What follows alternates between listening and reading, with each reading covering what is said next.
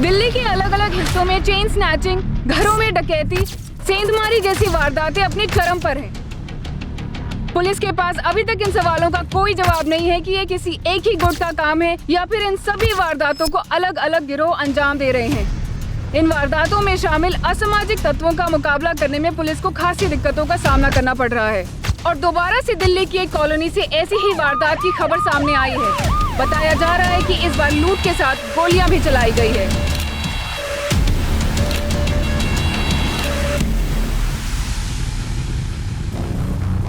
Sir, दरवाजे पर कहीं भी फोर्स एंट्री के निशान नहीं है। चोर इस ग्रिल को काटकर ही घर के अंदर घुसे होंगे।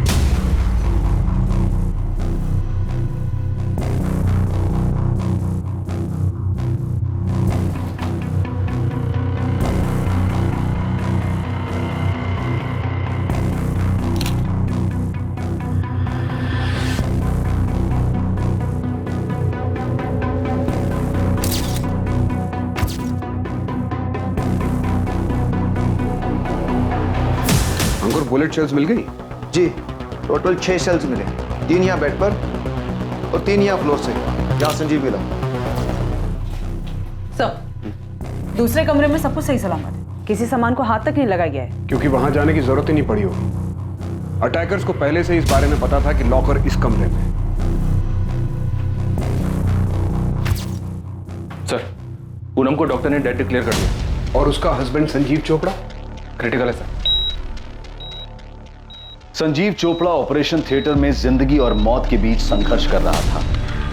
दिल्ली में इस डकैती और शूटआउट को एक रात पहले अंजाम दिया गया था।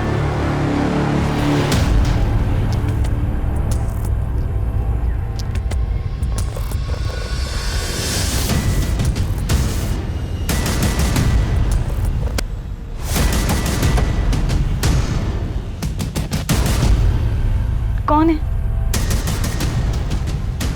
अरे कौन है भाई? चोपड़ा हाउस में इस अनहोनी घटना होने का अंदेशा सबसे पहले अखबार बांटने वाले जुनेद अंसारी को हुआ।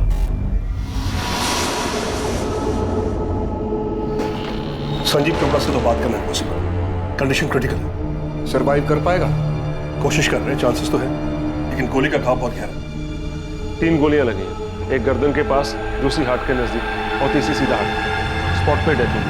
कोई सेक्सुअल असॉल्ट? नहीं। रॉबरीज भी सर दर्द बन गई हमारे लिए। सर, संजीव एक रियल एस्टेट कंसल्टेंट है। साकेत के सुदर्शन बिजनेस सेंटर में उसका ऑफिस है। पिछले 5 सालों से चला रही है, सब खुद के दम पे शुरू किया है। A self made man. और उसकी वाइफ पूनम चोपड़ा? सर, उसका ब्यूटी पार्लर है नीलम एनक्लेव में। पिछले 3 सालों से ये सैलून चला रही है, ठीक ठाक ही चल रहा है। 2 ब्रांचेस और हैं। सर, ये संजीव के पेरेंट्स हैं।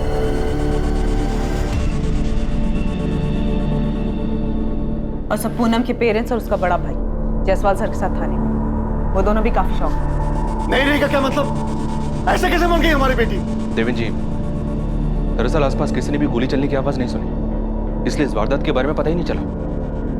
और जब तक मेडिकल हेल्प पहुंची, उसे हॉस्पिटल ले जाया गया, तब तक डॉक्टर्स ने उसे ब्रॉड डेथ डिक्लेयर कर दिया। और संजीव कैसा है? कंडीशन काफी क्रिटिकल है। ये सब हुआ कैसे? अभी हमें सिर्फ इतना पता चला है कि उस घर में डकैती हुई है, लॉकर्स खाली मिले हैं। उन दोनों ने रोकने की कोशिश की होगी। रॉबर्ट्स ने टोटल 6 गोलियां पूरे दिल्ली में दहशत का माहौल है। दिन दहाड़े रास्ते पे चेन स्नैचिंग हो रही है, घर के अंदर बैठे तो रॉबरी हो रही है, मारा जा रहा है लोगों को। इसके लिए आप सब लोग जिम्मेदार हैं। मैं छोड़ूंगा नहीं किसी को, छोड़ूंगा नहीं किसी को। गहनों का काफी शौक था पूनम को, सब लॉकर में रखे होंगे। ज्वेलरी का कोई अंदाजा बता सकती हैं आप? कोई फैमिली एल्बम या किसी फंक्शन का फोटोग्राफ जिसमें पूनम ने वो ज्वेलरी पहनी? संजीव का घर देखना पड़ेगा। संजीव ने घर के बाहर सीसीटीवी कैमरास लगाए थे, उनसे कुछ नहीं मिला आपको?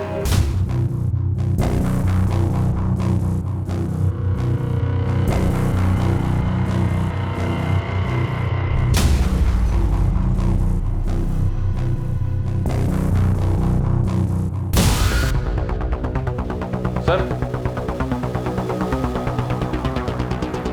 रिकॉर्डर इसी जगह पर होगा सर। रॉबर्ट सीसीटीवी रिकॉर्डर भी साथ ले गए। देखा हमने, 3 सीसीटीवी कैमरास लगे हैं। रॉबर्ट्स किचन की ग्रिल तोड़कर घर में घुसे, वहां भी सीसीटीवी कैमरा था, लेकिन उसके वायर्स काट दिए गए। वो अपने साथ सीसीटीवी रिकॉर्डर भी ले गए। देखिए, हम सेम मोडस ऑपरेंडी वाली रॉबरीज का पता कर रहे हैं। शायद आप लोगों के बेटे के घर में उन्हीं में से कोई घुसा। हनीराम जी, शायद आप कुछ जानते हैं। आपको कुछ बताना है? कुछ जानते हैं आप? जी मैं जानता हूँ ये किसने किया। किसने? तुम कुछ जानते हो मनोज? सर मुझे पहले ही आप लोगों के पास आ जाना चाहिए। मतलब ये प्लेन रॉबरी मर्डर नहीं है? तुम जानते हो कि ये किसने किया है? जानता हूँ सर। किसने किया है? सर ये बल्लू ने किया है। कौन बल्लू? सर बलराम जलोटा, मेरी छोटी बहन उषा का बेटा है। क्रिमिनल है सर। वो पहले भी संजीव को धमका चुका है। 15 लाख रुपए? किस बात के बल्लू?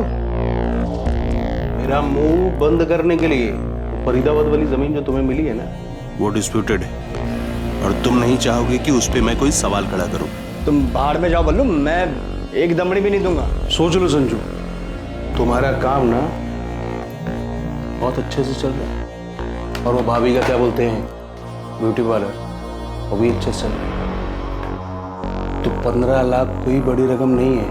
और हाँ, कह के जा रहा हूं और लेके भी जाऊंगा। और हाँ, नहीं मिला ना तो कोई बात नहीं। तुमको पता है ना कि मेरे ऊपर पहले से 2 मर्डर चार्जेस हैं। भैया, आप तो जानते हैं, जब पहली बार मर्डर केस में बल्लू का नाम आया था, हमने तभी उसे अपने घर से निकाल दिया था। 1 साल हो गया, ना उससे देखा है ना उससे बात की। मैं क्या करूँ? वो बार बार संजीव को धमकी दे रहा है। भैया, इसके पहले वो कुछ और करे, आप मेरी बात मानिए। आप पुलिस के पास जाइए। बल्लू मेरा बेटा ही नहीं है। मैं नहीं मानती हूँ उसे अपना बेटा। अपने घर का लड़का अपने ही घर में ऐसा धक्का डाल रहा है। थाने चल। अब कंप्लेंट करने के अलावा और कोई चारा नहीं। नहीं पापा, उसने धमकी दे रखी। अगर हम पुलिस को बताएंगे तो मुझे या फिर आपको मार डाले। आप तो जानते हो बल्लू कैसा है। तो क्या करेगा तू? उसे देगा 15 लाख रुपए। तू अभी के अभी मेरे साथ पुलिस स्टेशन चल। चल सर, 3 हफ्ता पहले हमने इस बलराम के नाम पर मयूरपुरी पुलिस स्टेशन में शिकायत भी दर्ज की थी। बलराम उर्फ बल्लू की सारी डिटेल्स और अपनी बहन का एड्रेस भी दीजिए हमें। संजीव चोपड़ा? मतलब तुम ये कह रहे हो कि तुम्हारे जीजा ने तुम्हारी बहन का मर्डर किया है? इसके पीछे वही है सर। पूनम को डर था कि संजीव उसे मारने की प्लानिंग कर रहा है। क्या कह रही हो पूनम? संजीव तुझे मारना चाहता है? हाँ मनोज, मुझे उसकी आंखों में दिख रहा है। कुछ समय से कुछ ज्यादा ही अच्छा पेश आ रहा है और मुझे पूरा यकीन है कि उसके दिमाग में कुछ ना कुछ जरूर चल रहा है। अभी तो बहुत सारी अपॉइंटमेंट्स है संजीव, पॉसिबल नहीं हो पाएगा। पूनम, अपॉइंटमेंट्स तो रोज ही रहेंगे यार। एक काम करते हैं, आज पिक्चर चलते हैं और डिनर भी बाहर ही करेंगे। अब आज तो पॉसिबल नहीं हो पाएगा। मैं खुद नहीं जाता, मैं आता हूँ 15 मिनट में। तुम तैयार रहना बस। समझा करो डार्लिंग यार, आज मूड है। मनोज, मुझे लग रहा है कि संजीव कुछ तो प्लान कर रहा है। मारना चाहता है वो मुझे। आई एम डैम श्योर कि बाहर उसका कोई अफेयर चल रहा है। देखो मनोज, तुम संजीव का नाम ले रहे हो इसलिए मैं तुम्हें दोबारा बोल रहा हूँ। संजीव की कंडीशन काफी क्रिटिकल है। 50% ही चांसेस है कि वो सर्वाइव कर जाए। सर ये बात आपने मुझे पहले भी बताई, लेकिन मैं जो कह रहा हूँ ये बात मुझे पूनम ने बताई है। सर ये रॉबरी नहीं हो सकती। सीसीटीवी रिकॉर्डर गायब है। संजीव का काम है सर, ये पूनम को मारना चाहता था वो। सर मैंने तो पूनम से कहा था कि चल के पुलिस में कंप्लेंट कर दी। तो फिर तुमने कंप्लेंट क्यों नहीं की? तो मुझे वक्त ही नहीं मिला। अभी 1 हफ्ते पहले हमारी बात हुई दशहरे पर। हम मिलकर बैठकर बात करने वाले थे इस बारे में, लेकिन उससे पहले ही ये सब। तुम्हारे पेरेंट्स इस बात को जानते हैं? सर मुझे नहीं लगता, क्योंकि मैंने नहीं बताई ये बात। और अब ये सब देखकर लग रहा है कि पूनम ने भी माँ बाबा से ये सब बात नहीं कही हो।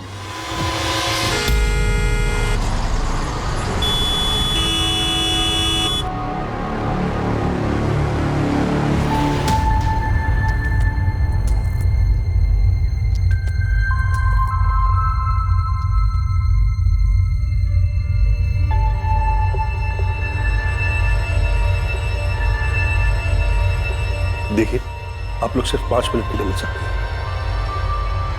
डॉक्टर, मेरा बेटा सेफ तो है ना? संजीव के वाइटल पैरामीटर्स को हम लोग मॉनिटर कर रहे हैं। एक बार स्टेबलाइज हो जाएंगे तो हमें दोबारा ऑपरेशन करना पड़ेगा। अभी तो हम यही कह सकते हैं कि condition is still critical. Sanjeev के फोन रिकॉर्ड्स निकलवाओ। दोनों के मोबाइल तो घर पर ही मिले हैं ना? जी सर, मोबाइल चोरी नहीं हुआ। दिल्ली के आज तक के हाउस ब्रेक्स में यही ट्रेंड देखा गया है। लेकिन एक बात अजीब है सर, ये पूनम का भाई मनोज संजीव चोपड़ा का नाम ले रहा है। बिना आग के धुआं नहीं उठता। पड़ोसियों से पता करते हैं, सेल फोन और कॉल रिकॉर्ड्स काफी कुछ बताएंगे। यहाँ रॉबरी के एंगल के साथ बल्लू और मनोज का एलिगेशन, इन दोनों एंगल्स को भी देखना पड़ेगा। और यह भी हो सकता है कि किसी ने रॉबरी की आड़ में छिपकर यह काम किया। बल्लू, अब देखते ही गोली मार दीजिए। बल्लू मेरा बेटा नहीं है वो। और हम नहीं जानते कि वो कहाँ है, और ना ही हमें कोई फर्क पड़ता है। उसने अपने ही भाई को मौत के मुंह पर लाकर छोड़ दिया, उसकी बीबी को मार, आप उसे मार दीजिए। उषा जी, धीरज जी, आप लोगों का गुस्सा और संजीव के परिवार की तरफ आप लोगों की भावना एक तरफ है, लेकिन हमें बल्लू को पकड़ना। और बल्लू वो हमारा बेटा नहीं। जब वो पहली बार अरेस्ट हुआ था ना, हमने सारे रिश्ते तोड़ दिए थे उससे। बलराम जलोटा और बल्लू के नाम से कुछ 1 महीने पहले हमारे यहाँ कंप्लेन दर्ज हुई। कंप्लेनेंट उसका कजन संजीव और उसके पिता धनीराम है। सर, संजीव और उसकी वाइफ पूनम के बारे में तो सुना ही होगा आपने। हाँ आरती, पता चला। पर बल्लू गाजियाबाद में एक मर्डर चार्जेज में अंडर ट्रायल था। इसी साल मार्च में उसकी बेल हुई। संजीव के कंप्लेन पर हमने इन्वेस्टिगेशन शुरू की। जिस नंबर से बल्लू से धमकियां देता था वो स्विच ऑफ आ रहा था और उसका एड्रेस भी फर्जी निकला। हम यहीं तक पता कर पाए, फिर भी बल्लू का लेखा जोखा ले देकर गाजियाबाद के सेंट्रल जेल तक ही गया, पर उसका कोई पता ठिकाना नहीं। इस तरह का कांड करके वो कहाँ भागा होगा, ये तो अब जाके पता लगाना पड़ेगा। सर, आपको जितनी डिटेल्स मिली है हमें भेज दीजिए। श्योर। संजीव जी और पूनम के बीच अनबन, ये कैसा सवाल है? उनके घर में चोरी हुई है और इसका और उसका क्या? दीदी जी, आप उनके पड़ोसी हैं, आप उन दोनों को अच्छे से जानती होंगी। उनकी शादी को 5 साल हो गए। मैं बस ऐसे ही पूछ रहा हूँ उनके बारे में, उनके आपसी रिश्ते के बारे में। क्या कोई अनबन थी दोनों के बीच? जहाँ तक मैं जानती हूँ, संजीव और पूनम एक दूसरे के साथ काफी खुश थे। यहाँ तक उनकी शादी को 5 साल हो गए थे, पर उनका कोई बच्चा नहीं था। तो एक बार मैंने खुद ही सामने से उनसे पूछ लिया। You know what, प्रीति, मैं और संजीव हम दोनों ही बहुत एम्बिशियस हैं। मैं पूरे शहर में अपने ब्यूटी पार्लर की एक चेन शुरू करना चाहती हूँ, और मेरी इस एम्बिशन को पूरा करने के लिए संजीव हर वक्त मेरे साथ खड़ा है। पूनम, ऐसा तुम मानती हो, पर ज्यादा देर होगी ना तो। देर वेर से पड़ोसियों और फैमिलीज को लगती है प्रीति, मेरे और संजीव के लिए तो बिल्कुल भी नहीं। इनफैक्ट पिछले महीने ही मेरी ब्यूटी पार्लर की 3rd ब्रांच ओपन हुई, और ऐसे 3 ब्रांचेस मुझे और चाहिए दिल्ली में, और बाहर भी। रही बच्चे की बात तो यार सब बाद में देखा जाए। पूनम और संजीव की लव मैरिज थी, और सच कहूँ तो मैंने दोनों के बीच कभी अनबन नहीं देखी और कभी उन्हें झगड़ते हुए भी नहीं देखा। दोनों मॉडर्न कपल थे, एम्बिशियस। देख नदी, ये है बलराम जलोटा और बल्लू। आपने बताया था मैडम, इसने गाजियाबाद में 2 मर्डर किए थे। हाँ, केस अंडर ट्रायल है। ये बल्लू संजीव की बुआ का लड़का है। नदीम, तू काम पे लग जा, इस बल्लू को ढूंढ के निकाल। बुलेट एक ही टाइप की है, लेकिन दोनों अलग अलग गन से चली। तुम बोल रहे हो कि 2 गन्स यूज हुई, पर दोनों गन्स एक ही मेक की है। बिल्कुल सही राठौर, एक जैसी 2 गन। तो हम ये मान सकते हैं कि हमलावर 2 लोग रहे हों। होना चाहिए, लेकिन घर में कोई निशान नहीं मिला, कोई फिंगरप्रिंट्स भी नहीं और किसी भी तरह का कोई निशान नहीं।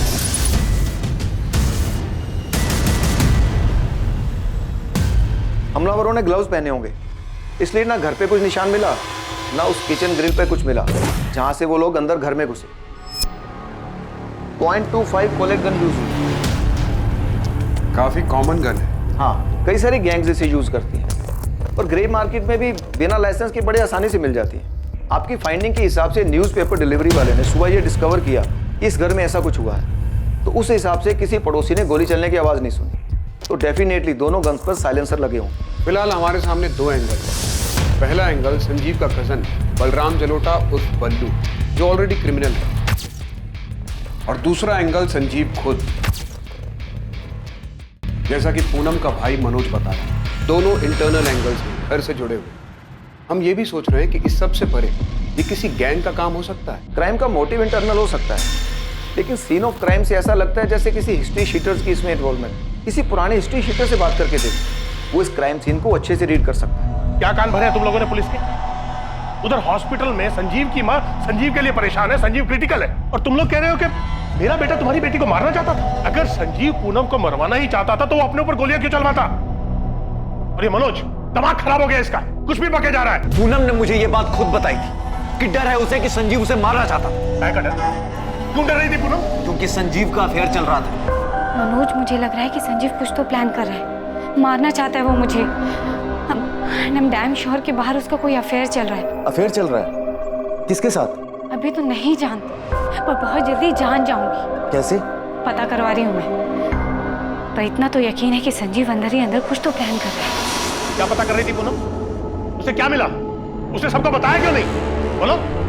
अरे मिलता कैसे? ये सब तो उस बल्लू का क्या धरा था? वो मेरे बेटे को धमका रहा था और इस बात को पूनम अच्छी तरह से जानती थी। अगर पूनम को किसी बात से डर लग रहा था तो उसे तुझे कहकर ही चुप क्यों हो गई? और किसी से क्यों नहीं कहा? यही बात तो मैं पूछ रहा हूं उससे। मुझे नहीं पता कि उसने किसी और से ये बात क्यों नहीं कही। अभी एक हफ्ते पहले दशहरे के दिन मेरी उससे बात हुई। अब मैं इतनी बड़ी बात खुद से झूठ तो नहीं कहूंगा ना पापा। तो क्या हम बल्लू की बात निकालकर झूठ बोल रहे हैं? पूनम भी अच्छी तरह से जानती थी कि बल्लू संजीव को धमका रहा है। हमने उसकी पुलिस कंप्लेंट भी की थी। सर एक कड़ी मिली है, जितेंद्र प्रसाद नाम है, अभी तिहाड़ जेल में है। ऐसे ही सिमिलर केस में कन्विक्ट हुआ है, रॉबरी कम मर्डर। जेल एसपी को इन्फॉर्म करो, मुझे अभी जितेंद्र प्रसाद से बात करनी है। आधे घंटे में पहुंच रहा हूँ। ओके सर, मैं मैसेज भिजवाती हूँ। फोटो मत दिखाइए साहब, मैं जानता हूँ ये क्या है। तो फिर बता जी, तेरा गैंग भी 6 महीने पहले तक यही करता है। मैं अभी का बता सकता हूँ सर, ये जो इतनी सारी चोरियां हो रही हैं ना, इन सब के पीछे 2 कौड़ी के गैंग हैं। चाकू और कट्टे से ज्यादा औकात नहीं है। और आप कह रहे हैं कि यहाँ 0.25 वॉलेट का इस्तेमाल हुआ। बड़ा शातिर है तुम। आगे बता, कौन सा गैंग होगा? ये पूरा क्राइम सीन मुझे नहीं लगता ये किसी गैंग का काम है। और जैसा आप बता रहे हैं, आसपास में किसी ने चीखने की आवाज नहीं सुनी, और हद तो तब हो गई जब किसी ने गन शॉट की आवाज नहीं सुनी। हाँ नहीं सुनी, गन पर साइलेंसर होगा। आप ही सोचिए साहब, ऐसा कौन सा रॉबरी करने वाला गैंग है जो गन में साइलेंसर लगाकर ढाका डालने जाता है और अंदर घुसते ही सीधा गोलियां चलाना शुरू कर देता है। ये किसी चोरी चकारी करने वाले गैंग का काम है ही नहीं। ये जो भी है पक्का जान से मारना। और जैसा आप बता रहे हैं ना, वो एक बंदा बच गया, वो गलती से बच गया होगा या वो चेक करने में उनसे गलती हुई होगी। सही मायने में तो ये रॉबरी एक बहाना है, वो लोग इन दोनों को जान से मारने। बल्लू नाम सुना है? बल्लू, बलराम का लौटा? हाँ, कहाँ मिलेगा? पिछले 6 महीने से अंदर सर। ताज़ा अपडेट तो पता नहीं है, लेकिन हाँ शायद गाजियाबाद जेल में बंद है वो। वहाँ से तो बेल पे निकला था। फिर तो आप ही जानो साहब, वैसे ये कांड बल्लू ने किया। हाँ, ऐसी इन्फॉर्मेशन है हमारे पास, क्योंकि इस कांड में जो बंदा बुरी तरह से इंजर्ड हुआ है वो बल्लू का कजन है। मैंने पहले ही बोला था, ये आपसी रंजिश का मामला है, किसी गैंग का इसमें कोई हाथ है ही नहीं। सर मैं पूनम का पार्लर मैनेज करती हूँ, वो मुझसे कभी भी अपनी पर्सनल लाइफ डिस्कस नहीं करती थी। कुछ तो सुना होगा तुमने। अच्छा, कभी कुछ सेंस किया तुमने कि वो अपने पति से किसी बात को लेकर डर रही है? मैं कैसे सेंस करती? मुझे फ़ोन पर पूनम की बातें सुनने का कोई शौक नहीं था। हाँ, इतना समझती हूँ कि पूनम ने पार्लर में काफ़ी पैसा इन्वेस्ट किया था और वो नई ब्रांचेस भी खोल रही थी। मैं आपको इतना बता सकती हूँ कि वो अपना पार्लर बिजनेस में फ्यूचर पता करने के लिए कुछ लोगों से मिल रही थी, उनसे बातें कर रही थी। किससे बात करती थी वो? एक टैरो कार्ड रीडर है, पूनम हमेशा उसके पास जाती थी। Tarot card reader? हाँ, वो कार्ड देखकर किस्मत के बारे में बताते हैं ना, ऐसा ही कुछ।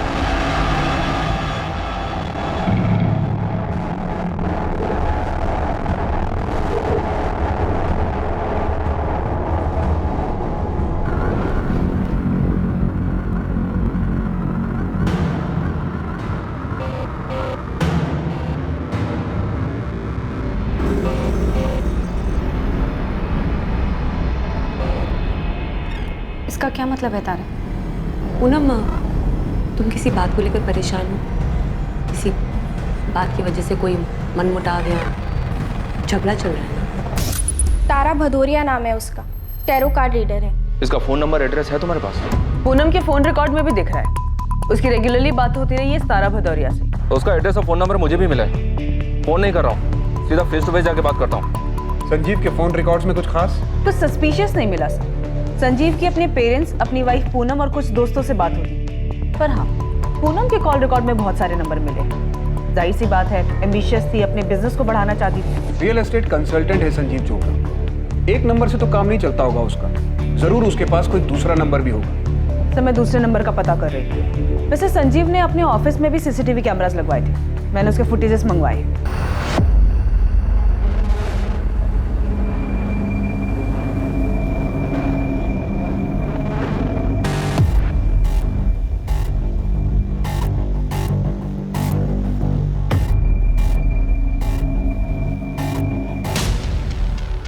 बेल से बाहर आने के बाद ये बल्लू संजीव के ऑफिस में कई बार गया।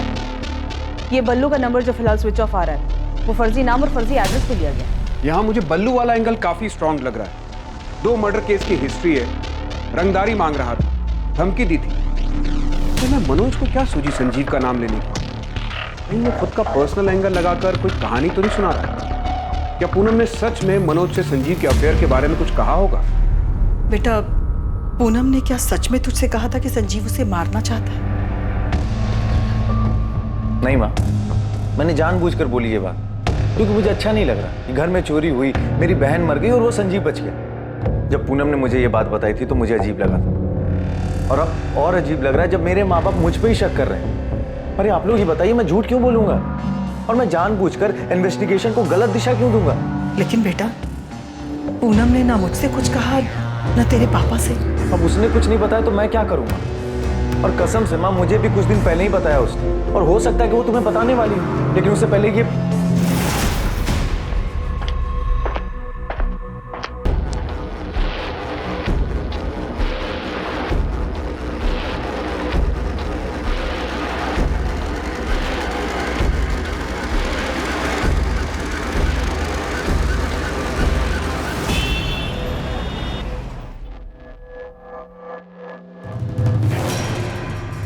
अरे मैडम, आपने फोन किया तो आप बताइए ना, आप कौन बोल रहे हो? मैं असिस्टेंट सब इंस्पेक्टर आरती त्रिवेदी बोल रही हूँ, रसिक विहार पुलिस स्टेशन से। मैं गिरीश रावत बोल रहा हूँ। पूनम चोपड़ा को तो जानते ही होंगे आप?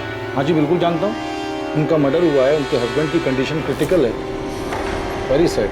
अभी 3 दिन पहले पढ़ा अखबार में। 3 दिन पहले से भी जानते होंगे। 14 अक्टूबर को पूनम चोपड़ा के घर में अटैक हुआ था। उसके पहले से ही पूनम चोपड़ा के फोन रिकॉर्ड में आपसे बातचीत होती दिख रही है। हाँ जी, मैंने कब मना किया? बातचीत हुई थी, मेरी होती रहती थी।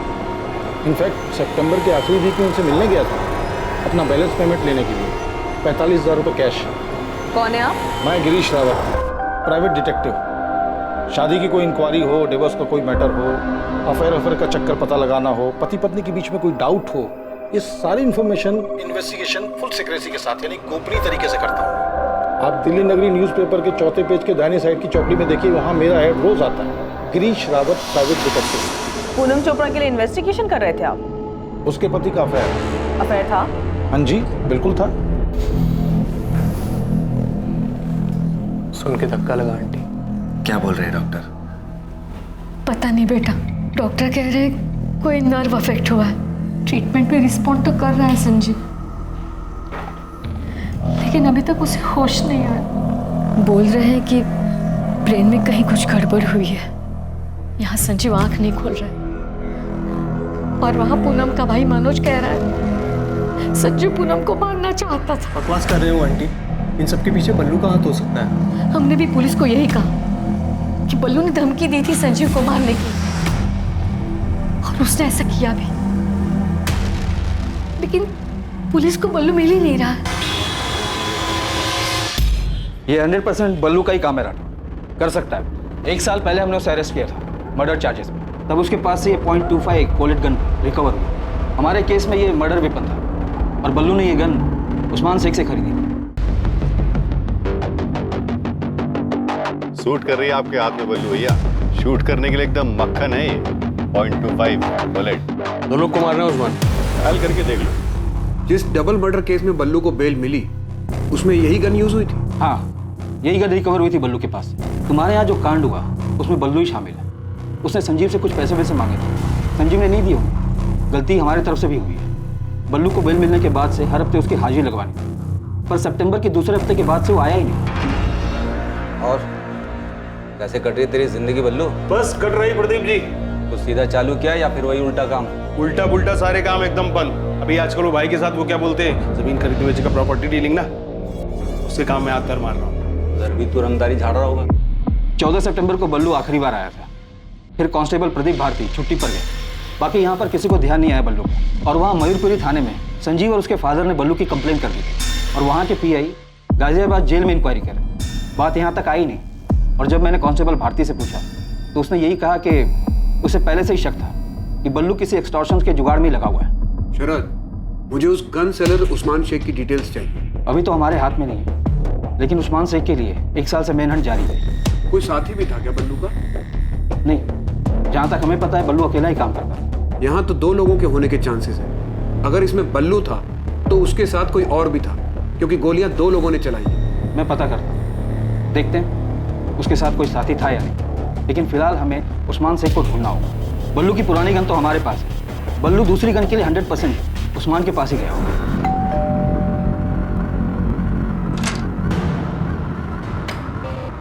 तारा भदौरी, यस। पूनम चोपड़ा के बारे में बात करनी मुझे आपसे। दुख हुआ पूनम के बारे में सुनकर, काफी परेशान थे। किस बात से? अपने हस्बैंड संजीव चोपड़ा की वजह से?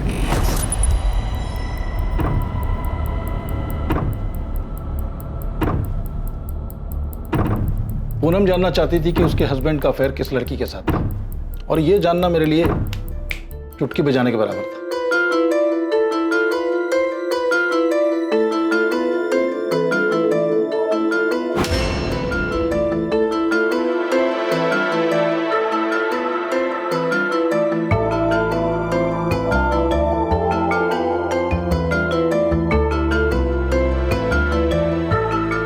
संजीव चोपड़ा और माहिरा तलवार अक्सर किस जगह मिलते थे, ये मैंने कुछ ही हफ्तों में पता लगा लिया। इस लड़की का नाम माहिरा तलवार है? हाँ जी, माहिरा तलवार, उम्र 27 साल। ये साकेत के एक सुपर स्टोर में सेल्स वुमेन का काम करती है। थर्सडे को माहिरा की छुट्टी होती है। इस दिन वो और आपके हस्बैंड दोनों गुरुग्राम के एक होटल में मिलते हैं। बाकी फ्राइडे टू वेडनेसडे कॉफी पे मिलते हैं रोज। ये सब कब से चल रहा है उन दोनों के बीच? देखिए, साथ में सिर्फ कॉफी ही नहीं पीते, फिजिकल रिलेशन भी है। और ये सब रातों रात नहीं होता। मेरे ख्याल से कम 1 साल से साथ में है। मतलब संजीव मुझे धोखा दे रहा है ना? संजीव और माहिरा के बारे में मुझे जो कुछ मालूम पड़ा, मैंने सब कुछ पूनम को बता दिया। हाँ, एक बात और, रौनक विहार में माहिरा अकेली रहती है, 1 BHK अपार्टमेंट। लेकिन संजीव के फोन रिकॉर्ड में तो हमें इस माहिरा का नंबर नहीं मिला। 4440981 संजीव का दूसरा नंबर। पूनम ने अपने भाई से कहा था कि उसे डर है कि संजीव उसे मारने का प्लान कर रहा है। ये बात तुम जानते थे? जी, वो अपने हस्बैंड को लेकर काफी परेशान थी। उसका हस्बैंड उसे जान से मारना चाहता था, इसलिए उसने ये खुलकर कहा था उससे। क्या संजीव उसे मारना चाहता था? हाँ, अभी आपने तो कहा कि वो संजीव को लेकर काफी परेशान थी, उसके अफेयर की वजह से। नहीं इंस्पेक्टर, मैंने आपसे ये कहा कि मैं ये जानती हूँ कि पूनम अपने हस्बैंड को लेकर परेशान थी, लेकिन मैं ये बिल्कुल नहीं जानती थी कि संजीव उसे मारना चाहता था। तो फिर आप और क्या जानती हैं? मैं ये तो नहीं जानता कि ये सब हुआ कैसे, पर आप उल्टा कह रही हैं। मैं आपकी बात मान लेता अगर आप ये कहती कि पूनम अपने हस्बैंड को मारने का प्लान बना रही थी। क्या पूनम भी अपने हस्बैंड को मारने का प्लान बना रही थी? देखिए इंस्पेक्टर, मुझे कोई अंदाजा नहीं है कि संजीव पूनम को मारना चाहता था। मैं बस इतना जानती हूँ कि पूनम संजीव से बहुत परेशान थी और वो उसको सबक सिखाना चाहती थी। उसे जान से मारकर? ये मैं नहीं जानती। मैं बस ये जानती हूँ कि पूनम अपने हस्बैंड को तकलीफ पहुंचाना चाहती थी।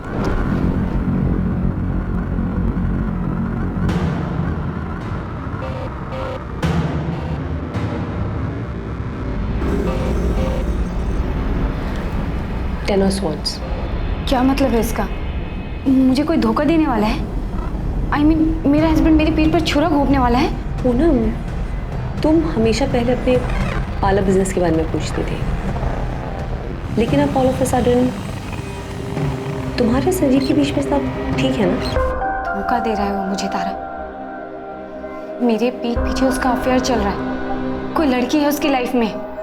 तो बात करो उससे। और पूनम, ऐसा तो नहीं है कि तुमने कभी उसे धोखा नहीं दिया, है ना? तुम रिलैक्स करो। तुम मेरी हेल्प कर सकती हो प्लीज? तुम कुछ करो ना संजीव का। क्या चाहती हो तुम? मैं चाहती हूँ तारा तुम उसे दर्द दो, उसे तकलीफ पहुंचाओ। किसी को दर्द देने से खुद भी दर्द ही हासिल होता है।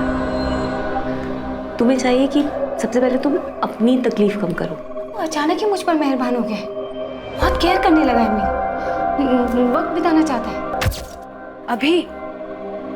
अभी तो बहुत सारी अपॉइंटमेंट्स है संजीव, पॉसिबल नहीं हो पाएगा। पूनम, अपॉइंटमेंट्स तो रोज ही रहेंगे यार। एक काम करते हैं, आज पिक्चर चलते हैं, और डिनर भी बाहर ही करेंगे। अब आज तो पॉसिबल नहीं हो पाएगा। मैं खुद नहीं जाता, मैं आता हूँ 15 मिनट में, तुम तैयार रहना बस। समझा करो डार्लिंग यार, आज मूड है यार। कुछ तो चल रहा है उसके दिमाग में तारा। अपने थॉट्स पर काबू रखो और मेरी बात मानो, संजीव से बात करो, ओके? पूनम मेरे पास पिछले 2 सालों से आ रही थी। और पहले हमेशा वो अपने बिजनेस के बारे में बात करती थी, लेकिन फिर अचानक सब बदल गया। तो मतलब पूनम अपने हस्बैंड को मारना चाहती थी? इंस्पेक्टर, जैसा कि मैंने आपको बताया, मैं ये सब नहीं जानती। मैं एक टैरो कार्ड रीडर हूँ। ये लोगों को भड़काना या लोगों के बीच झगड़ा करवाना ये मेरा काम नहीं है। मेरे क्लाइंट्स आते हैं, कार्ड्स पिक करते हैं और मैं अपनी नॉलेज से वो कार्ड्स उनके लिए रीड करती हूँ। हाँ, लेकिन मैं आपको इतना ज़रूर बता सकती हूँ कि पूनम अपने हस्बैंड को लेकर काफ़ी परेशान थी। अब इस बारे में उसने किसी से बात क्यों नहीं की ये मैं नहीं जानती, या फिर ये भी हो सकती है। I really can't say. हाँ, पूनम मारना चाहती थी अपने पति को, लेकिन ये जो हुआ है ये पूनम ने करवाया है, ये मुझे नहीं पता। पर पूनम ने तो यही कहा था ना कि वो अपने पति से छुटकारा पाना चाहती थी। नहीं नहीं नहीं, मुझसे ऐसा नहीं कहा। मुझसे तो सिर्फ हेल्प मांगी थी। कैसी हेल्प? कुछ था उसके दिमाग में, कोई आइडिया, बस उसी को पूरा करने की हेल्प मांगी थी। दिल्ली के गौतम नगर के एक घर में लूट। चांद विहार में लूट के वक्त लुटेरों को रोकने की कोशिश में घर का एक आदमी मारा गया। मयूर विहार में। पूनम जी, आप मुझसे क्या चाहती हैं ये बताइए। गिरीश जी, मुझे अपने पति से छुटकारा पाने के लिए आपकी हेल्प चाहिए। देखिए, आप घबराइए मत, सब कुछ रॉबरी जैसा ही लगेगा। पूनम जी, देखिए ये मेरा काम नहीं है। आपने अपने हस्बैंड के बारे में जानकारी चाहिए, मैंने आपको दी। अब आपको एडवाइस दे सकता हूँ कि आप उनसे डिवोर्स लीजिए और उनसे अलग रहिए, लेकिन ऐसा जो आप चाह रही हैं ये मेरा काम नहीं है। ये क्राइम है, पागलपन है, और मैं आपको बताऊं ऐसी सोच को अपने ऊपर हावी मत होने दीजिए आप। यू आर राइट, मुझे अपने हस्बैंड से बात करनी चाहिए। गिरीश जी, जब आपको मालूम था तो आपने हमें सामने से कॉल क्यों नहीं किया? क्या बताता मैडम मैं आपको कि उसके दिमाग में क्या चल रहा है, ये बताता? यस, यही बताते। आपको पहले से अंदाजा था कि ऐसा कुछ होने वाला है, जो कि हुआ भी। पहले हमें लगा कि रॉबर गैंग का काम है, बाद में ये पूनम के भाई ने बताया कि संजीव उसे मरवाना चाहता है, फिर ये बल्लू का नाम सामने आया। अब आपसे पता चल रहा है कि पूनम भी अपने हस्बैंड को मरवाना चाहती थी। मैडम, ये कोरा ख्याल था उसके मन का। वो अपने पति की अफेयर को लेकर परेशान चल रही थी, तो आ गया होगा उसके दिमाग में ऐसा कुछ। ये सिर्फ और सिर्फ ख्याल था, जो कि अब हकीकत है। गिरीश जी, उस टैरो कार्ड रीडर तारा ने भी यही कहा था सर कि पूनम अपने हस्बैंड को सबक सिखाना चाहती थी। और सर, उस डिटेक्टिव गिरीश ने भी यही कहा था कि पूनम रॉबरी की आड़ में मर्डर का प्लान बना रही थी, जो कि ऑफ कोर्स उल्टा पड़ गया। साला भाई ढिंडोरा पीटता है कि उसकी बहन को डर था कि उसका पति उसे मारने वाला है। यहाँ तो पूरा ही उल्टा है। खबरी नदीम का फोन है सर, हो सकता है हमलावरों के बारे में कुछ हाथ लगाओ। हाँ नदीम बोल, क्या खबर है? नाम लिखिए साहब, कमलेश रंजन और पंकज दास, ये दोनों शामिल है। क्या हिस्ट्री इनकी? एमपी की है साहब, और ये वैसे भी कोई नॉर्मल रॉबरी नहीं थी साहब। इन दोनों को हायर किया गया था पूनम चोपड़ा को मारने के लिए। पूनम चोपड़ा को मारने के लिए? नदीम दोबारा कंफर्म कर, पूनम ने हायर किया होगा संजीव को मारने के लिए? नहीं साहब, इन दोनों को हायर किया था मनीष कालरा। अब ये मनीष कालरा कौन है इस कांड में? साहब बहुत बड़ी मछली है ये, बहुत पैसे वाला है, मनी लैंडर है, अय्यास एक नंबर का।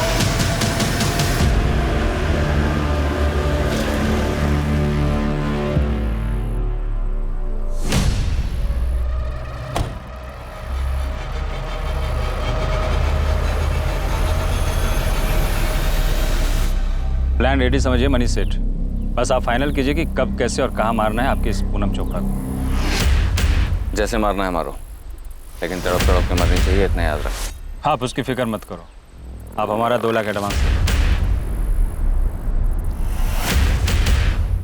खुशखबरी जल्दी मिलेगी, टीवी देखते रहना, और बाकी के 5 लाख रेडी रखो। इस कांड के लिए कमलेश रंजन और पंकज दास ने अपने साथ तीसरे बंदे को भी मिलाया था। उस तीसरे बंदे का नाम है बद्रीनाथ दुबे। उसने मुझे खुद से फोन करके ये सब बताया। क्या जानता है इस कांड के बारे में बद्रीनाथ? जो तुमको चाहिए वो सब पता है मुझे, मैं सब कुछ जानता हूँ। लेकिन हाँ, जब तुझे मलाई मिलेगी ना तो मुझे भी याद रखना। ठीक है, चल बता। कमलेश रंजन और पंकज दास भी मुझे पैसे देने वाले। ये समझ लो कि मैं भी उस कांड में शामिल था, लेकिन सालों ने मेरे से उस पूनम चोपड़ा की सारी फील्डिंग करवाई। ब्यूटी पार्लर से घर, घर से ब्यूटी पार्लर, कहाँ जाती है, कहाँ रुकती है, सारा डिटेल दिया उनको। उन्होंने लूटा भी, कांड भी किया, और उस मनीष सेठ से पैसे भी उठाए, पर जैसे ही पैसे मिले मुझे भूल गए। अब फोन बंद करके बैठे हैं। देख लो साहब, हम यहाँ ये एंगल खंगाल रहे हैं, और ये कांड हुआ है ये मनीष कालरा के कहने। मनीष कालरा? हाँ, मनी लैंडर है। हाँ, जानती हूँ। उसने पूनम के पार्लर में पैसे लगाए हैं। पूनम का अच्छा दोस्त है। दोस्त है? और क्या बताया तुम्हें उन दोनों के बारे में? अच्छा, उन दोनों की दोस्ती में कोई दरार आ गई थी क्या? सर, इसका तो मुझे कोई अंदाजा नहीं है, पर आप ऐसा क्यों पूछ रहे हैं? मनीष ने कुछ किया है क्या? वो भी हम जल्दी ही पता लगा लेंगे।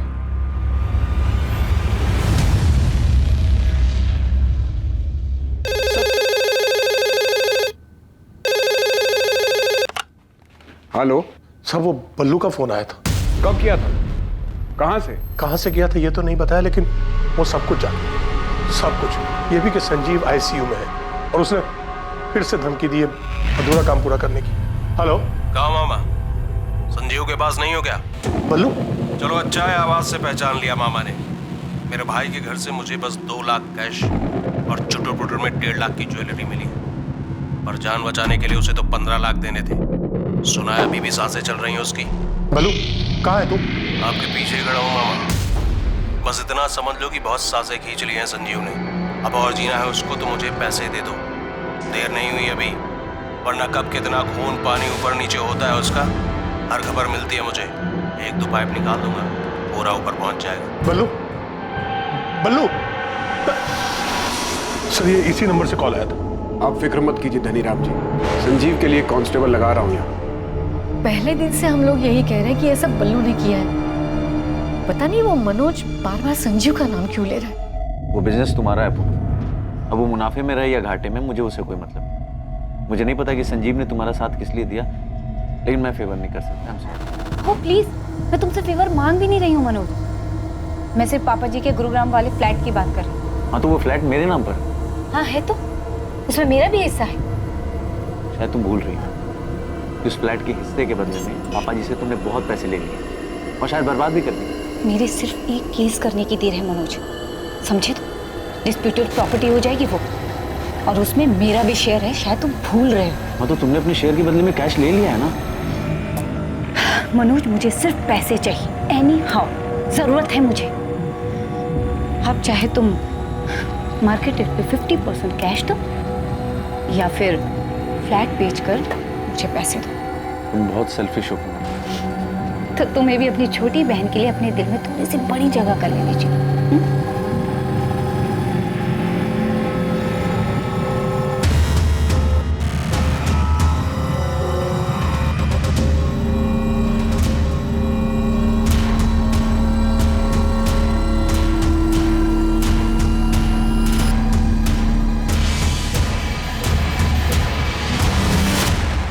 मनीष घर पर नहीं है। तो फिर कहाँ गया अवंतिका? कुछ काम से बाहर गए हैं। और कब गया? 2 दिन पहले। आपका पति 2 दिन से घर नहीं लौटा, पता नहीं कहाँ गया है, और आप ऐसे ही आराम से घर में बैठी हैं। क्योंकि वो कह कर गए हैं कि उन्हें आने में टाइम लगेगा। वो जहाँ कहीं भी छुपा हुआ है ना, उसको बता देना। जल्दी नहीं लौटा तो पूरे परिवार के लिए मुश्किल खड़ी हो जाएगी। मेरे पति किसी को नहीं मरवा सकते, आप उन पर गलत इल्जाम लगा रहे हैं। तो बता देना उसको, यही बात थाने आकर बता दे हमें। समझ में आया?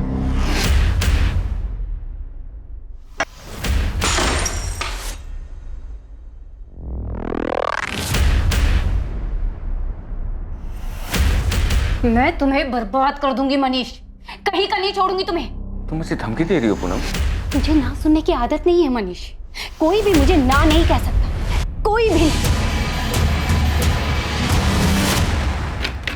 सर, संजीव के फादर को जिस नंबर से कॉल आया था वो नंबर फिलहाल स्विच ऑफ है। कल सुबह तक इस नंबर की डिटेल्स हमारे पास होंगी। और सर, ये डिटेक्टिव गिरीश, ये मुझे कुछ ठीक नहीं लग रहा है। इसके पीछे मैंने अपने कुछ आदमी लगा दिए। अब ये मत कहना कि इसमें उसका भी कोई रोल है। सर, क्या है क्या नहीं ये तो नहीं पता, पर हाँ, ये गिरीश जिस तरीके का काम करता है, हिस्ट्री शीटर तो उसके कांटेक्ट में होंगे ही। तो क्या गिरीश ने हमें सिर्फ सुनाने के लिए कहानी बनाई है? चांसेस हैं सर। मेरा सवाल पूरा होने से पहले गिरीश का जवाब सामने उतरा। सर, उसे देख के लग रहा था कि वो तैयार बैठा है। सर, मुझे लगता है पूनम के लिए गिरीश ने किलर्स अरेंज किए होंगे, पर दाव उल्टा पड़ गया, पूनम मारी गई और किस्मत से संजीव बच गया। पूनम का भाई मनोज खोसला, क्या मिला उसके बारे में? इंटरेस्टिंग, ठीक है, काम आएगा अपने। तो बहुत दिमाग लगा के इस गिरीश ने कहानी बनाई कि पूनम उसके पास रॉबरी और मर्डर का प्लान लेकर आई। तो जो कहानी हमें गिरीश ने सुनाई उसमें सारे एंगल्स हैं। तो मुझे ऐसा लगता है कि गिरीश जैसे शातिर आदमी ने ये सारा प्लान रचाया है। सबके सब बहुत शातिर लोग हैं सर, किसी की क्रिमिनल हिस्ट्री, किसी की आपसी रंजिश। एक ये बल्लू है जो संजीव से पैसे मांग रहा था, और दूसरा ये मनीष कालरा। कहने को तो पूनम का इन्वेस्टर दोस्त है, पर इन दोनों के बीच चल क्या रहा था कुछ पता नहीं। और अब तुम्हें इस डिटेक्टिव गिरीश रावत के ऊपर डाउट है कि इसने पूनम की हेल्प की होगी इस कांड को करवाने में। और इस सबसे अलग, पूनम का भाई मनोज वो संजीव के नाम का ढोल पीट रहा है सर। तो संजीव और मनोज के बीच में क्या चल रहा था अब तो उसके होश में आने के बाद ही पता चलेगा। पर अभी तो हमें मनीष का पता लगाना होगा और साथ ही गिरीश रावत पर भी नजर रखनी होगी। और इनके साथ बल्लू, कमलेश रंजन और पंकज दास को ढूंढना होगा। अगर ये दोनों मिल गए तो समझो आगे की कहानी भी मिल गई।